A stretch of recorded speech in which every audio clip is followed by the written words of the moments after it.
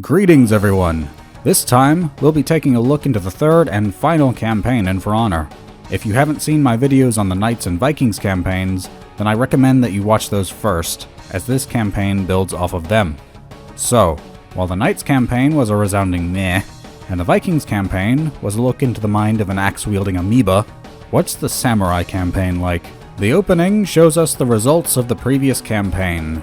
The Vikings are ransacking a samurai village, killing anyone in their way. As this is going on, a daimyo by the name of Ayu breaks our playable character out of prison, with the assistance of a shigoki by the name of Okuma and a nobushi named Momiji. Why the Orochi is imprisoned is a matter of which we get only the barest explanation for.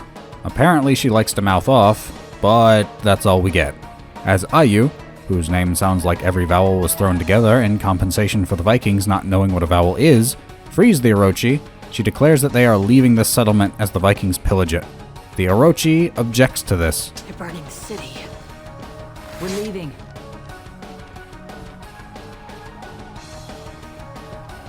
They said we're leaving. Let's go. I can't. This already has some issues. Samurai social structure was absurdly strict. The emperor was the ruler, the shogun served him, the daimyo answered to the shogun, and samurai answered to a daimyo. You don't get to speak out against someone above your standing. This means that the Orochi shouldn't object to Ayu's order of them abandoning this town, and unless Ayu herself imprisoned the Orochi, she shouldn't be breaking her out. Ayu and the Orochi then proceed to kill a number of Vikings before regrouping with Momiji and then having an extended segment of placing poisonous traps to kill more Vikings. While I can appreciate reducing the number of Vikings in the world, this really isn't moving the narrative forward much. A funny observation is that while the Orochi, Ayu, and Momiji are killing Vikings with these poison traps, Okuma is at the bottom of the hill just swatting aside Viking grunts endlessly. Dead! Dead! Not a big surprise! Eventually, the trio decide to regroup with Okuma and close the gates, which probably should have been done earlier. As they clear out the nearby Vikings and begin to close the gates, the Blackstone Legion of all people show up, led by Apollyon herself. She declares that they are to make their way to the palace, and then leads a charge through the city. How wasn't a force of this size detected by either the samurai or the Vikings? An army doesn't just magically appear. The Orochi then stands directly in front of the gates and blocks attacks from numerous Blackstones, who are all wardens with no heraldry to be seen and wielding longswords awkwardly on horseback. Eventually, the Orochi is knocked down, and she manages to save herself by skewering a horse that was about to trample her by holding out her sword. Sure is lucky that this was the last person in this charge. Okuma then helps her to her feet, as he is now a character again. Momiji then reports that these are knights from the Blackstone Legion. Knights. From the Blackstone Legion. Demonstrating that the samurai have knowledge of how the knights have grouped themselves. This will be important in the final two levels, but we'll cross that bridge when we come to it. Thankfully, this was the only warden in the entire mob that sported his colors to give her that information, otherwise it would have been anyone's guess. Ayu has somehow disappeared though, and the Orochi motions for Okuma and Momiji to spread out in search of her. We then shift to inside the gates of the Imperial City, where the Blackstone troops have inexplicably managed to capture 6 daimyo, including Ayu. The colors are spinning in front of my eyes from the lack of coherent storytelling. The Orochi watches on from the rooftops, but doesn't intervene. Granted, there are way too many knights for her to actually do anything, and she's way up on the roof and has no ranged weapon, so I suppose that there really isn't much that she could do here. Strangely, the gates are being beaten on by a ram, but we never find out if there are Vikings or samurai on the other side. We just see Blackstones moving in front to intercept whoever's on the other side. We never find out who's trying to break in though, as Apollyon has apparently magicked the Emperor out of his life, and then questions a Shigoki daimyo if he will take his place. Daimyo, your emperor is dead. Will you take his place? This daimyo oddly has Ayu's color scheme instead of a unique one like all of the others, but he vehemently refuses for some reason and is stabbed by Apollyon. She then moves on to another daimyo by the name of Seijuro and offers him the same. His response is nonsensical and doesn't answer that query. After I killed the rest of them, Huh? I'm assuming that means you'll take over as emperor, but then why would you kill your daimyo? You kinda need them to keep your land running, you inept koala? Apollyon seems to find that amusing, but then I suppose I would too if I had someone at my mercy and they made a threat that they knew they couldn't deliver on. She then declares him a wolf, more of her codswallop, and declares that the palace be left to him. Apollyon's lawbringer boyfriend is seen once again, and her conqueror companion is a man again. Seriously, there is some sorcery afoot here. The Legion drags the other daimyo away, including Ayu. Seijuro then demands to know who Apollyon is, and she replies, War. I am war. I was less edgy than this when I was 13. Who wrote this? The Blackstones then flee the scene, somehow dragging the captive daimyo away and escaping without consequence from whoever's on the other side of that gate.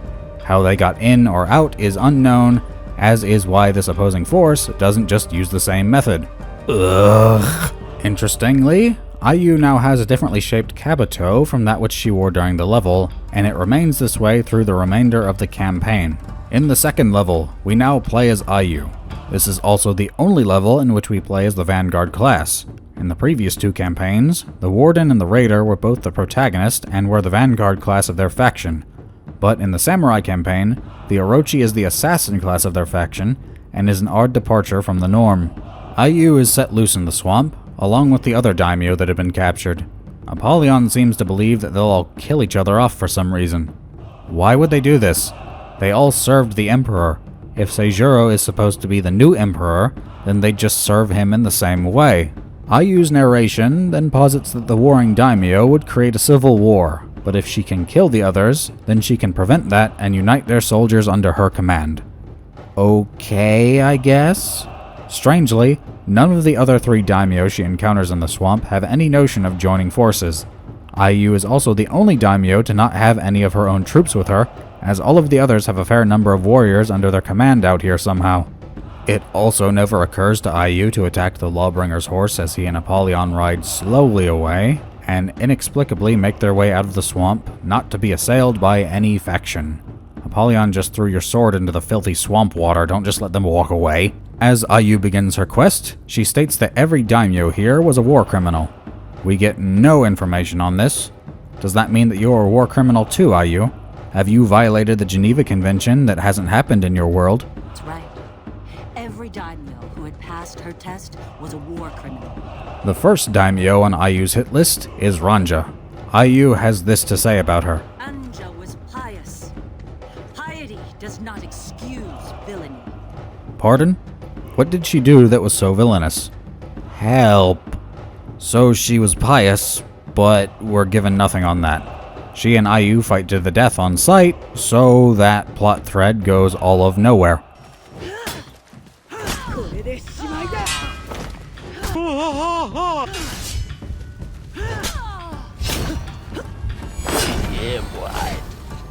The second daimyo is Kizan. Ayu states that he's greedy and would take more than what their people could give. Considering he looks like he weighs about as much as a fuel tanker hauling the contents of the planet's core coated in lead and lined with osmium, then yeah, I can believe it. He doesn't have any lines, unlike Ranja. You die as you lived, morbidly obese. The final daimyo in this bog is Dokuja. Ayu has this to say about him.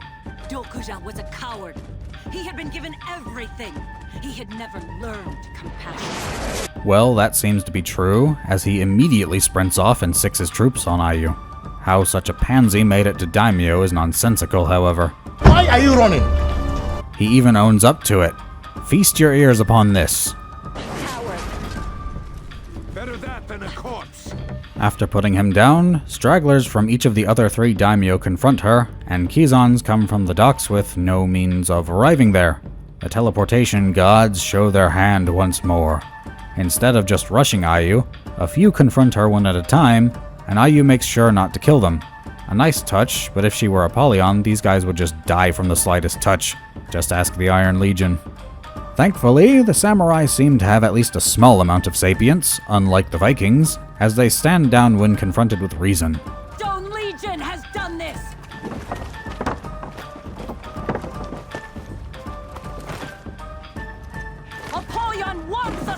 to war with ourselves! I refuse! We are being forced into a new age.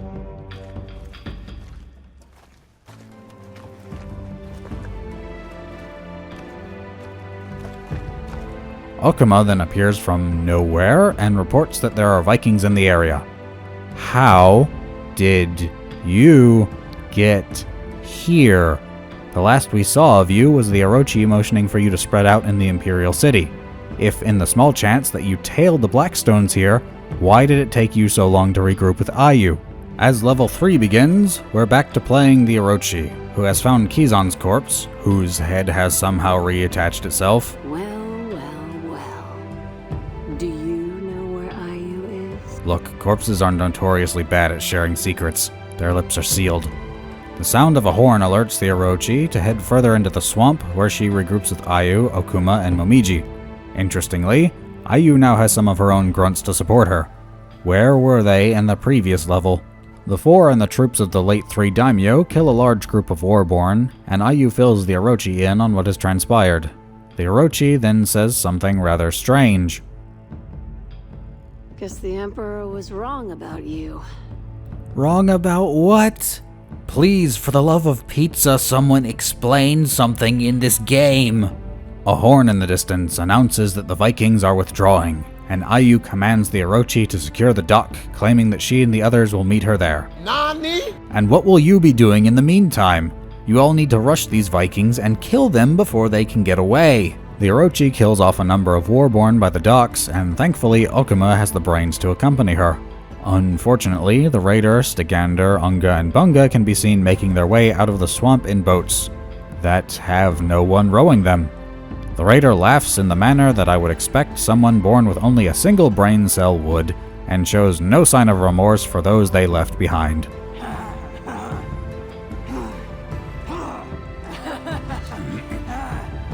Congratulations, you're no better than orc scum. What you've done is wrong. The Orochi calls for archers, which would be amazing right now. Please, someone, kill these Vikings. Ayu, for some reason, cancels that order, stating that they have more pressing matters. What more pressing matters? It'll take like 30 seconds. Kill the Vikings, at least some of them. Besides, you know they're going to have to return to their longboats if they're going to make it back to Valkenheim. Ayu instead wants to focus on Seijuro. Fine. You should still have shot a volley or two at the fleeing filth. Ayu states that they need to remove the pretender to the Emperor's throne. That's all well and good, but who will the new Emperor be? You? Wouldn't that also make you a pretender? Level 4. Ayu and her forces arrive outside the Imperial Palace, but the gates close by themselves, barring their entry. Seijuro's archers manage to kill a few of her troops, despite the fact that they have shields. To Ubisoft's credit, shields were used in ancient Japan, though samurai generally wielded two-handed weapons, such as spears and bows, rendering it impossible to use a shield with them. I believe that these are called Teidate shields, but feel free to correct me if I'm wrong, and I'm sorry if I mispronounced that. Ayu calls out for Seijuro and his forces to stand down, but he demands that she surrender to him. His archers loose arrows at her as he does this, and I'd like to point out that corpses are also not very proficient at swearing fealty. Ayu's troops use their shields to block these arrows, and I applaud their coordination. It's better than either of the other 2 factions we've seen. The Orochi's narration tells us that Seijuro has fewer but more skilled warriors than Ayu, and we can see that she and Momiji have snuck into the fortress. How this happened is unknown, but why would you send only 2 people? The Orochi states that she hadn't been in the palace in 3 years, and this refers to how long she was incarcerated by the Emperor himself. Why then would Ayu free you? That's a recipe for being ordered to commit seppuku. Suicide is badass. Wow, being in a cell for 3 years is going to erode your physical condition and your training. Granted, you can regain that fairly quickly if you know what you're doing and have a bit of time, but that's not a luxury you've had at your disposal. You should definitely not be on your A-game. As the pair make their way towards the gates, the Orochi tells us, Seijuro had our best fighters with him. We would need that strength. so you're fighting your way to him. thereby depleting said strength. Mayday, mayday, our writing's going down! The duo then drop into the courtyard where some of Seijuro's soldiers are struggling to restrain an elephant. Judging by Momiji's dialogue, this was apparently meant to be entertainment for the Emperor before Apollyon magicked him out of existence. Ubisoft scores a point though, as this is an Asiatic elephant, not the more common African version. Somebody took the time to do this right at least. What is done less correctly though, is that the Orochi produces a kunai and throws it at the elephant to agitate it. Kunai were most frequently used as tools, not weapons, and they certainly aren't designed to be thrown. The following section was actually quite fun. The player needs to attract the elephant, which will charge at them. The player needs to be near the gate controls, which will be damaged if the elephant charges into it. Dodging an 8,800-pound death machine was genuinely enjoyable, and it makes me wish Ubisoft had given us a dumb fun playlist. Imagine having a free-for-all mode where someone at random could attract one of these to charge at them, killing or heavily damaging anyone in its path. Oh, what could have been. The elephant will then crash through the gates, and for some reason Ayu doesn't immediately realize that this isn't one of Seijuro's warriors. You are outnumbered! Put down your swords! Find Seijuro!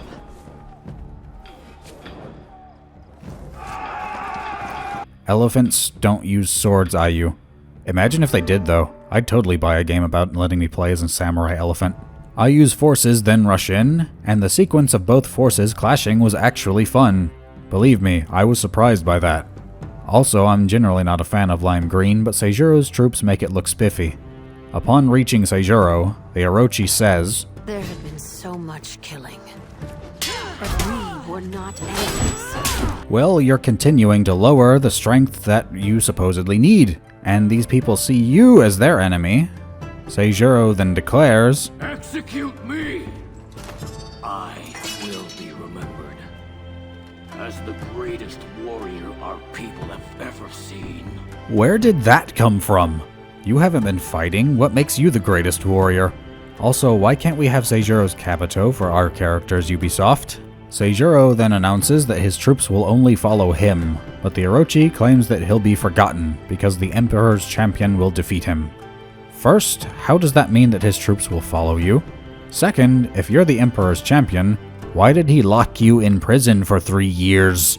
I can't tell if the buzzing is from bees making a hive out of my skull or if the writing quality is eroding my sanity. Seijuro then takes several seconds to realize that he's speaking to the Emperor's champion, and Seijuro's own guards express contradictory opinions of her. Is she a traitor or a hero? What happened? I need information, and there is none to be found within this dimension. Champion. Betrayer. Hero, more like. The duel between the two commences, and the Orochi confirms that she had been stuck in a jail cell for 3 years, while Seijuro is one of the best warriors in their land. This means that you should lose. End of story. You haven't recovered enough to beat him. Seijuro is indeed bested though, and Ayu finally says something. We need commanders, Seijuro. She's the daimyo. She should be dictating the terms, not the Orochi. Seijuro then insists that he won't be dishonored by being demoted to serving beneath the Orochi, and the Orochi gives him an offer. He can kill her and take her place. She declares that Apollyon is their enemy, and that she won't do the Blackstone Legion's work by killing their own.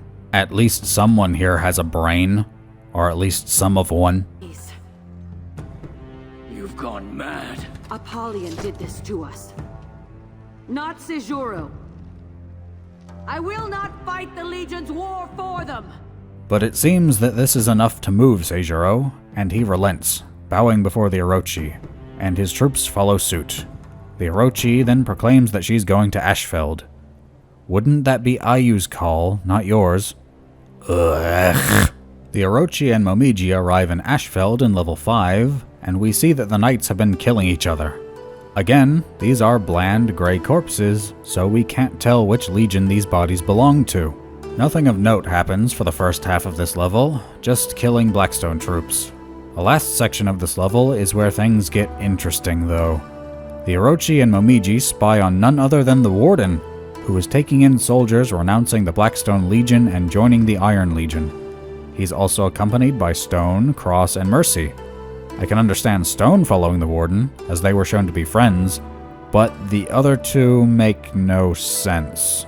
Why would Cross, who's been shown to be Apollyon's through and through, betray her?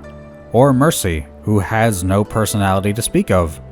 The Orochi then states that she knows that one, Warden, but whether this means she knows this Warden in particular, or if she just knows about Wardens in general, is unclear. Momiji then questions if they're rebelling, even saying, Are they rebelling? Can they do that? well, you shouldn't have been allowed to spring the Orochi out of jail, but you did anyway, you absolute prodigy. Unfortunately for the two samurai, they're spotted. Probably because they chose to sit within full view of the knights with their heads sticking over the railing instead of peering through it, and Momiji is shot in the leg. Obligatory Skyrim reference.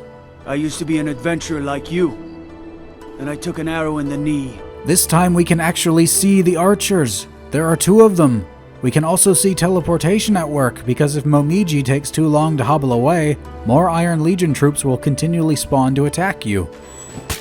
Need a teleporter here! Eventually, Momiji manages to drag herself away, but the Orochi is captured by the Warden, who has just teleported in. That Kabuto really didn't do much to help protect your head, did it? When the Orochi comes to, the Warden tells her, We are not your enemy, champion. This means that the Warden is aware both of what's been going on amongst the samurai, and that this individual is the Emperor's champion. Where he got this information is unknown. Remember how the samurai could identify different Knight Legions? Well, I guess the Orochi got hit on the head a little too hard because she states, You executed the Imperial family. No. You clearly knew that those were Blackstone troops. These are Iron Legion. Not the same. The Warden then presents the Orochi's sword to her, declaring that they are no longer Blackstones. It's a nice touch that he holds it with the hilt towards her like a knight would, as opposed to samurai generally seen presenting the weapon perpendicular to the recipient. The Orochi's consumed the stupid juice though, as she tries to kill the Warden. Instead of just thrusting her sword, she pulls it back to thrust it, letting the Warden know the strike is coming. The Warden slaps the blade away, striking the flat of the Orochi's sword, then draws his own sword to block her next stroke. Unfortunately, he telegraphs his overhead attack, which the Orochi parries and sidesteps. Then, instead of attacking him, she just sort of slaps his sword with hers. What? She then thrusts at his midsection, but the Warden parries this, and the two have a clash before separating. Not the best fight scene I've witnessed, but easily leagues better than everything else in this game. Now the troops decide to draw their weapons, but the Warden tells them to stand down. I can only assume that he's trying to prove that the Iron Legion and the Samurai are on the same side, but that's just an assumption. This is contradicted though, because the two then have a duel, which the Orochi somehow wins. I don't know if you realize this, Orochi, but the Warden is wearing a male coif. You're not going to be able to cut his neck through it. Look how pathetic you look down there, by the way. The Orochi then decides not to kill the Warden for some inexplicable reason. Why did you try to kill him, only to now decide not to?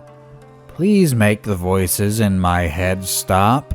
The Warden then tells the Orochi that the samurai will find the way to the Blackstone Fortress clear, and the Iron Legion lets the Orochi leave. Now, this establishes that both of these factions have the same goal, to kill Apollyon and the Blackstones. The Orochi is allowed to leave. The Orochi has direct contact with the leader of the samurai forces. This means that the two factions should be allied. Remember this. Also, the Orochi's last line of the level is bafflingly nonsensical. I had taken my measure of that Warden. Once you cross swords with someone, you know their heart. This is it. The final level. The culmination of all three campaigns. Everything we've done has led us to this point. So, what happens here? Apollyon demonstrates her plot armor as she kills a Nobushi with her crossguard again, and then steals the move created by Darth Vader and perfected by Arnold Schwarzenegger. Oh, but there's more fun to come, everyone. Remember, Sally, when I promised to kill you last? That's right, Major. You did. I lied.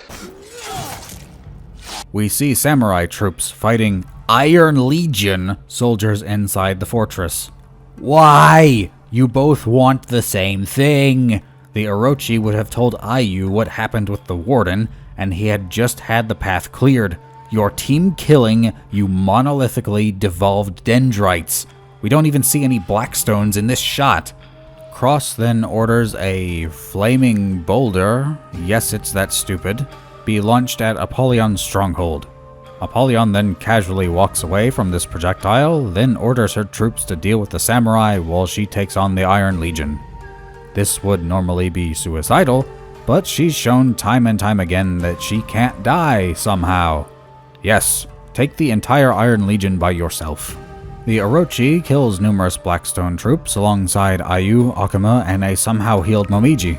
There isn't much narratively in the first half of this level, just completing gameplay objectives. Eventually, the Orochi and Akuma break away from the main force, for some reason. Akuma does this by flopping some wood onto a fire. What is sense anymore? Also, Akuma's dialogue should have ended in a question mark, not a period.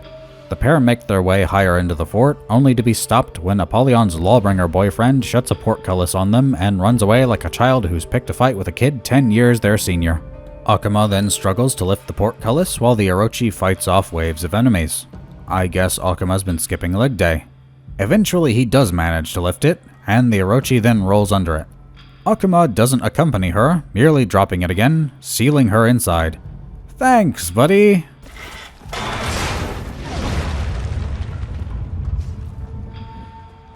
Go.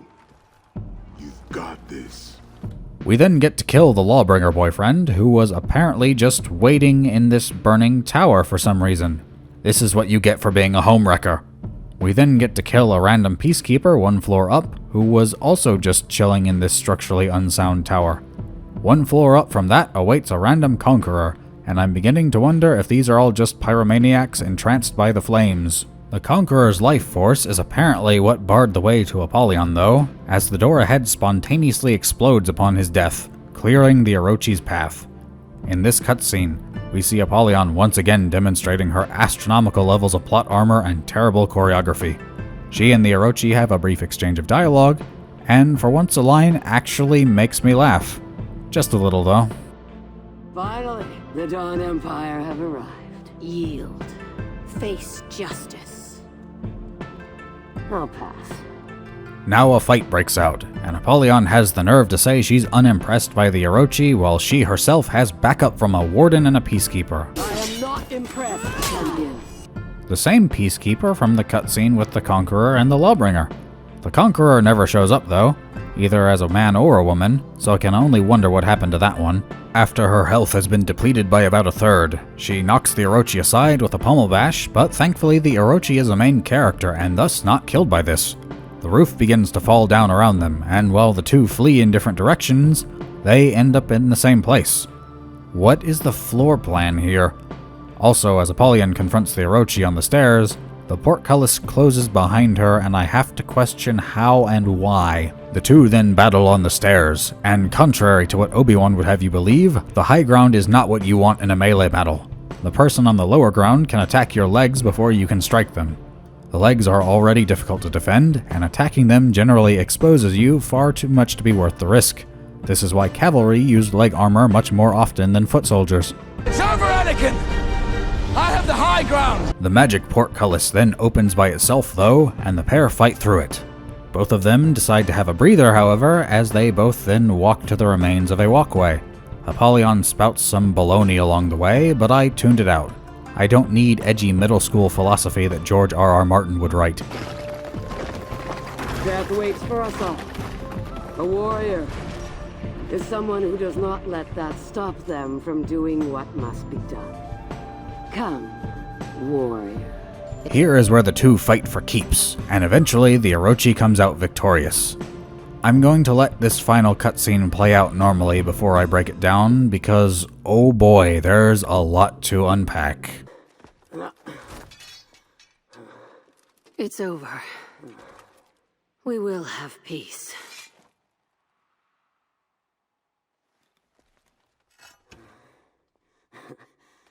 Peace.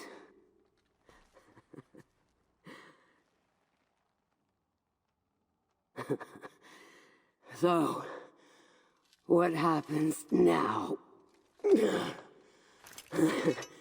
You all just go home?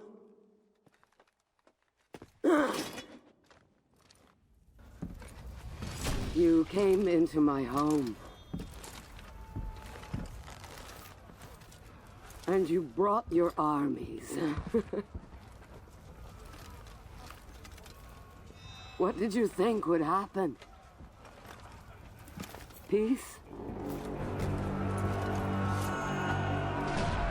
That isn't how the world works.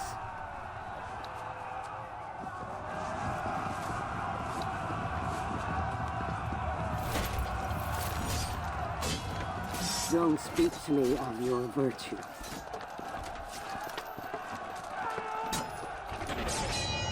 Duty. Kinship.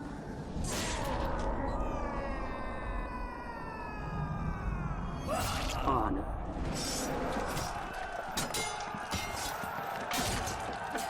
You've forgotten what you are.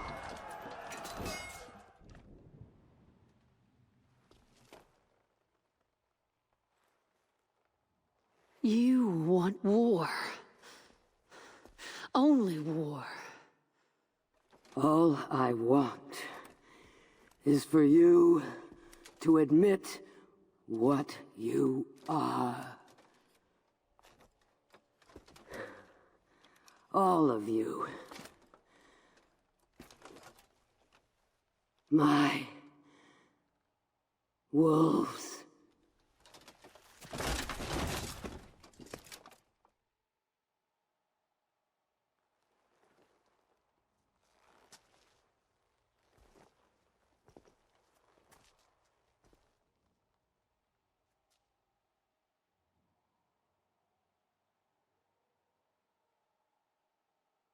Firstly, we never see what the wound was that killed Apollyon. Considering that Peacekeeper's dagger destroyed her kidney and she was fine from that, what did the Orochi do?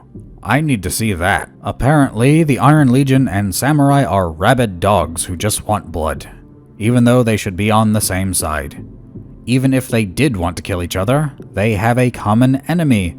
The US and Great Britain allied with the Soviet Union during World War II, and they hated each other. The Axis were the bigger threat, though. Why are the Legion and the Samurai fighting? Not only that, but where are their commanders? Ayu, Seijuro, the Warden, Cross, anyone. They could have stopped this, but apparently the gods of Ubisoft decided that they just don't exist for now. But no, they all begin to stand down for a moment, until the Viking filth show up. From nowhere! Armies would have scouts and troops deployed as rearguard to make sure that they weren't flanked, but apparently the teleportation deities decided to plop the Warborn here now. How could they have gotten here without being noticed? Why are they here? This makes no sense! But then, instead of joining forces to kill these abominations, the knights and samurai decide to fight each other, with no sort of formation or tactics to be seen. They're all just running pell-mell into each other's lines. While this riot takes place, Apollyon spouts more nihilistic philosophy, and at this point I just want to tell whoever wrote this to shut up.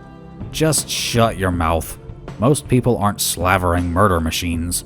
I haven't killed anyone just because I exist, and most other people haven't either. This Game of Thrones wannabe outlook exists only to spit in the face of anything that people in history have fought for, from the most ancient times to modern day. All written by some up-jumped Ubisoft employee that thinks they understand the entire breadth and scope of the human mind. Get off my screen. Crap! We also see various characters wielding weapons that we can't in-game, like Vikings using hand axes and shields, or Wardens oddly and bafflingly using longswords with heater shields. Ubisoft took the time to render characters with these weapons, but not let us mix loadouts. Just think of what could have been. And somehow, there's not a single Blackstone Legion member to be seen. I guess they were all just phantasms conjured by Apollyon. But we're not quite done. There's a final epilogue cutscene in which Ayu, Cross, and Stagander have recounted the stories of what happened with each of the factions. Again, I'll let this one play out in full for context. You know the rest. 7 more years of bloody war. Apollyon played us all. One against the other. For what? To weed out the weak. Why did you call us here, Cross? I didn't. I was sent by the new Lord Warden. To make amends. How dare you! Thousands of my people dead! Well, here's your chance for vengeance. We've shared our stories, like your Lord Warden requested. Now, why are we here? Peace.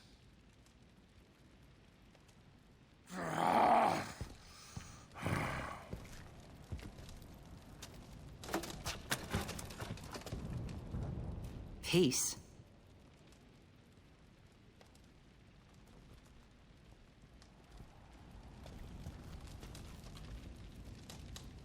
Even if it were possible, we're no peacemakers. Is it an unworthy goal? Well, no, but...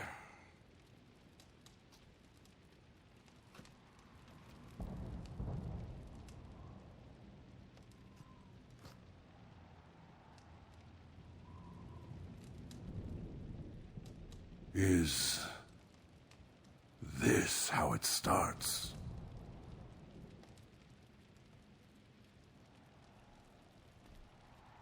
It would have to start with us.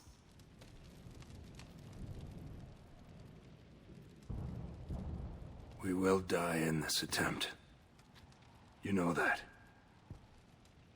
But it would make a worthy tale.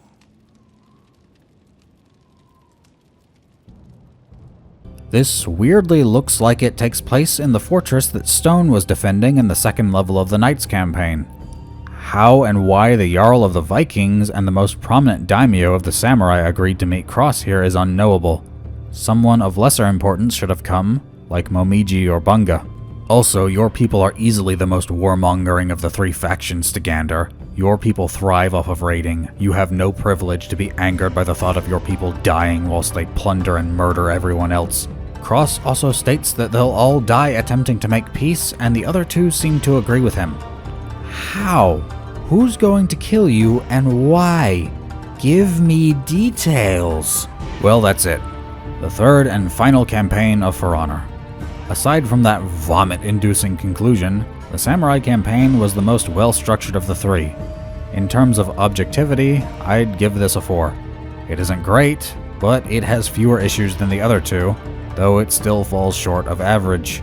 Subjectively, I'm giving this a 5. Level 4 was actually fun. Dodging the elephant and fighting my way to Seijuro brought a grin to my face. But Ubisoft went 3 for 3, and once again we don't play as my favorite character from the faction, this time the Nobushi. But there are some questions. Why would the remaining daimyo fight each other instead of just serving Seijuro? That's what their culture would insist. What happened to Seijuro? He vanished after the 4th level. Apollyon was terrible, but I've already discussed her. Unfortunately, entire armies can now teleport at will, as seen by the Blackstone Legion appearing in the Imperial City, and the Warborn popping into Apollyon's fortress. Why wasn't the Warden the one to fight Apollyon? The Orochi only saw her once at a distance, while she was instrumental in the Warden's development. But I'm not all negative. I plan to do a video in the future on how I would have written these campaigns, but for now, that will have to wait. That would need a video of its own, and this is dedicated to one campaign. The game can still be tons of fun, and if you want to get into the multiplayer, be it against people or bots, I'd definitely recommend checking it out. It still does scratch that itch of wondering who would win in a fight: Knights, Samurai, or Vikings. For those of you who've stuck around, let me give you a heartfelt thank you. If you've enjoyed this video, please leave a like, as it helps with the algorithm, and may you all have a weapon in each hand.